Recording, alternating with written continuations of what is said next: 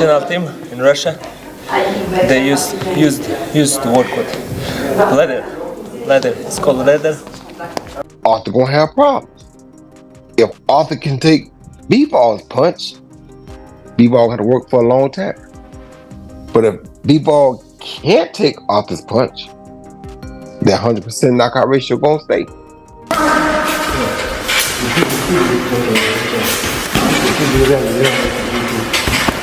BBV is intensifying his preparations for the highly anticipated rematch against Dmitry Bivol on February 22, 2025 in Riyadh, Saudi Arabia. After their closely contested first encounter, BBV has refined his training strategy to improve his performance by at least 10%. His daily routine starts with morning prayers, followed by endurance-building exercises such as long-distance running to enhance stamina. Midday sessions are dedicated to refining his boxing technique, with sparring partners specifically chosen to mimic Bivol's defensive approach. In the afternoon, he focuses on strength and conditioning, incorporating specialized wrist and forearm workouts to maximize punching power.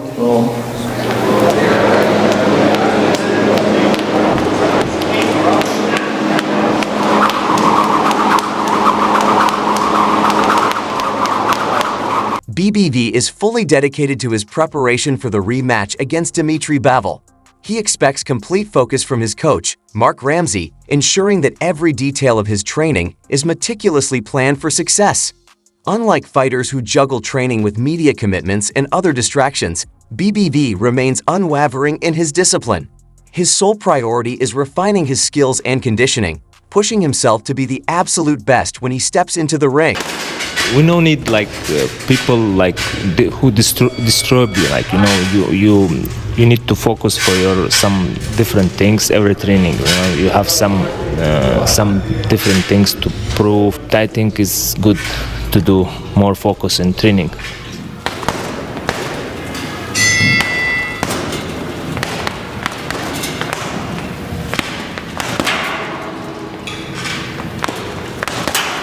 Train alone. He don't like to train with other fighter because he like calm atmosphere in the gym, but also because he want to work. Like he want me to be focused on what we're doing right now, not looking at another boxer in the gym. But also it's a rule from my gym. There is no music. Now you can see there is amateur fighter training. There is no music over there. It's a learning place. It's not a discotheque. Despite being one of the most formidable boxers in the world, Beterbiev remains grounded. He never claims to be the greatest, nor does he seek recognition through accolades or comparisons. In his own words, boxing is a continuous journey of learning and growth. His humility reflects his character, demonstrating that his focus lies in constant self-improvement rather than external validation. It's like experience for me, Be honest, I don't think I'm great boxer. I'm not bad boxer. Even Muhammad Ali lost fights, and he's best boxer in the world, history, And I'm not thinking about these things. I think it's not for me, about me. Well done. It's experience. Inside the gym, BV showcases incredible strength, executing an intense shoulder workout by lifting an impressive 120 kilograms for 4 repetitions. This raw power training is a key factor behind the devastating force of his punches in the ring. His ability to generate explosive upper body strength gives him a significant advantage over opponents who struggle to withstand his relentless pressure.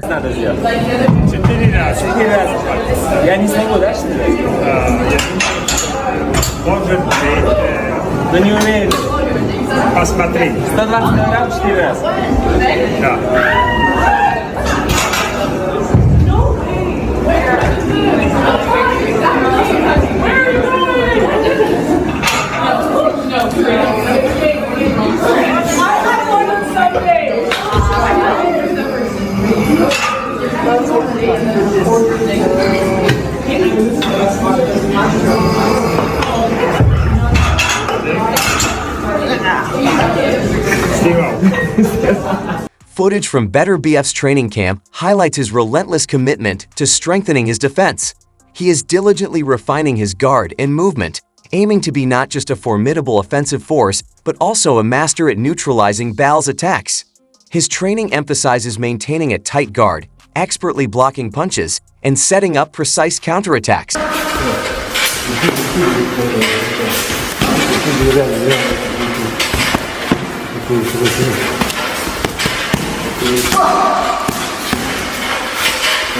One of the most intriguing aspects of Beterbiev's training is his wrist exercise, which has captivated both fans and experts. He shares that he turns to this routine whenever he needs to regain focus and mental clarity, using it as a tool to reset his mindset. Beyond building wrist strength, enhancing the power behind his punches, this exercise also reinforces his mental discipline, making it a crucial part of his regimen. No, this exercise I do like maybe 30 years, it's like very simple for me. It's not simple for me to watch. I don't know, it's like when I have no good mood, I forget good mood, I do this exercise and it's like good. Do you usually do that workout at the start or the end of your training sessions? Doesn't matter, like before, after. And what benefits does it have? It's like for twisted, like for your wrists? Wrists to be strong.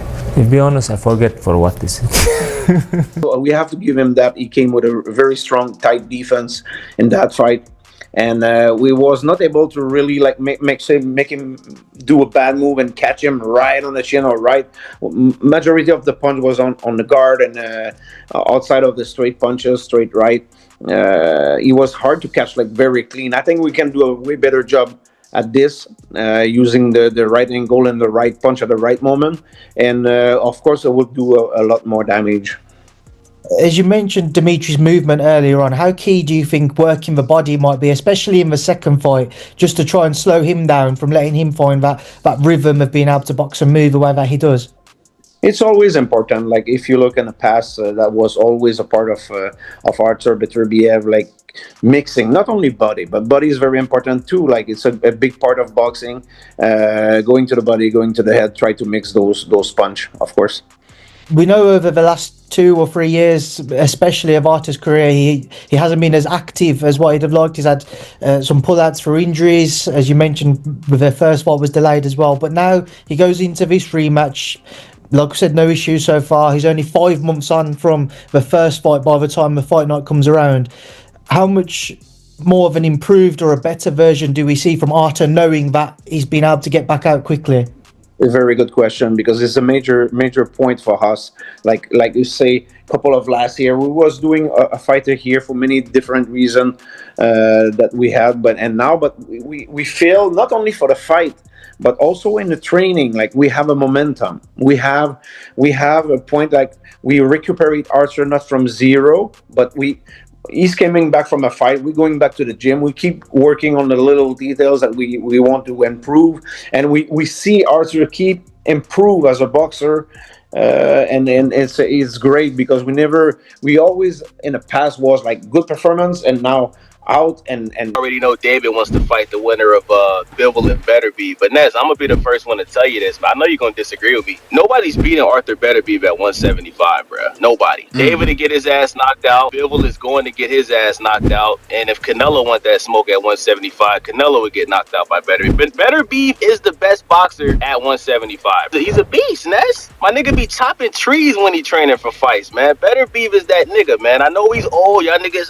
he's old. Bro, I don't give a fuck, bro. Everybody that stepped in the ring with him, they went to sleep. You know, David wants to fight the winner of Bivol and Beterbiev. But Nez, I'm gonna be the first one to tell you this, but I know you're gonna disagree with me. Nobody's beating Artur Beterbiev at 175, bro. Nobody. David to get his ass knocked out. Bivol is going to get his ass knocked out. And if Canelo want that smoke at 175, Canelo would get knocked out by Beterbiev. But Beterbiev is the best boxer at 175. He's a beast, Nez. My nigga be chopping trees when he training for fights, man. Beterbiev is that nigga, man. I know he's old. Y'all niggas, he's old. Bro, I don't give a fuck, bro. Everybody that stepped in the ring with him, they went to sleep.